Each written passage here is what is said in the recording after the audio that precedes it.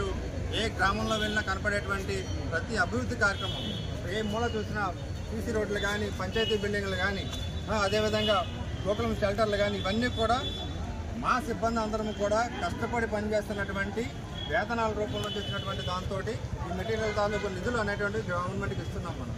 కానీ మరి గత 20 సంవత్సరాలుగా చూసుకుంటే ఫీల్డ్ అసిస్టెంట్లు ఎవరైతే ఉన్నారో, మిగతా సిబ్బంది ఎవరైతే ఉన్నారో, ఎక్కడైతే మొదలు పెట్టారో వాళ్ళు అక్కడే ఆగిపోయారు.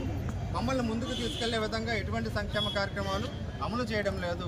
ఒక్కసారి దీన్ని ప్రభుత్వ దృష్టికి తీసుకెళ్లాలి అన్న ఉద్దేశంతో ప్రతి ఒక్కరం కూడా ఏకమై మన అల్లూరి సీతారామరాజు జిల్లాని పూర్తిగా తీసుకొని మొదటి నుంచి ఎవరైతే ఉన్నారో వాళ్ళందరూ కూడా ఈ రోజున ఒక ర్యాలీగా ఇక్కడికి కలెక్టర్ గారి దగ్గరికి రావడం జరిగింది. కలెక్టర్ గారికి మాకు జరుగుతున్నటువంటి అన్యాయాన్ని, అదేవిధంగా గత 20 సంవత్సరాలుగా మేము చేసిన ప్రగతిని కూడా తెలియజేస్తూ మాకు భవిష్యత్తు కార్యక్రమాలన్నీ కూడా, వెల్ఫేర్ కార్యక్రమాలన్నీ కూడా ఖచ్చితంగా అమలు చేయాలని చెప్పేసి విన్నపం చేశాము. అదేవిధంగా మిగతా అన్ని శాఖల్లోనూ పీఆర్సీ ఇచ్చారు, మాకు ఇంతవరకు ఎటువంటి పీఆర్సీ ఇవ్వలేదు. మేము అడిగేది ఒకటే, మేము 20 సంవత్సరాలకు పనిచేస్తున్నటువంటి మేము ఎవరము, మా తత్సమానమైనటువంటి ప్రభుత్వ హోదా ఏంటి? ఒక ఫీల్డ్ అసిస్టెంట్ తీసుకుంటే ఈ రోజున సచివాలయం వ్యవస్థ వచ్చింది. సచివాలయం వ్యవస్థలో అందరినీ కూడా తీసుకున్నారు. కానీ 20 సంవత్సరాల నుంచి పనిచేస్తున్నటువంటి ఒక ఫీల్డ్ అసిస్టెంట్కి ఆ సచివాలయంలో స్థానం లేదు. ఇది ఎలాంటి న్యాయం?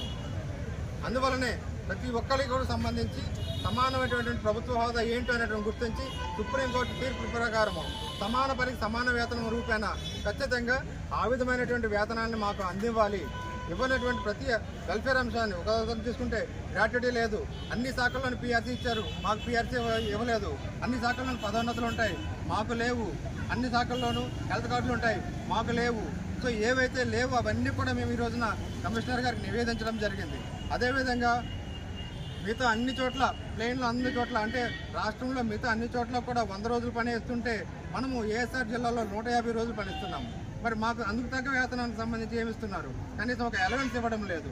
కనీసం అదనంగా కల్పిస్తున్నటువంటి 50 రోజులకు సంబంధించి అయినా సరే మాకు అలవెన్స్ల రూపంలో మాకు మిగతా భూభాగానికి తేడాను చూపించాల్సిందిగా మరి గౌరవ కమిషనర్ గారిని మన కలెక్టర్ గారి ద్వారా కోరడం జరిగింది. కలెక్టర్ గారు కూడా చాలా సానుకూలంగా విన్నారు. ఇటువంటివి మిగతా చోట్ల ఎక్కడ అమలు జరుగుతున్నాయి, ఏ విధంగా అమలు జరుగుతున్నాయి అనేటువంటిది ఆయన తెలుసుకోవడం జరిగింది. మా బాధలన్నింటినీ కూడా ఆయన కమిషనర్ గారికి వివరించి మా సమస్యలన్నింటినీ కూడా పరిష్కారం చేయడానికి సాధ్యమైనంత వరకు కృషి చేస్తానని హామీ ఇవ్వడం జరిగింది.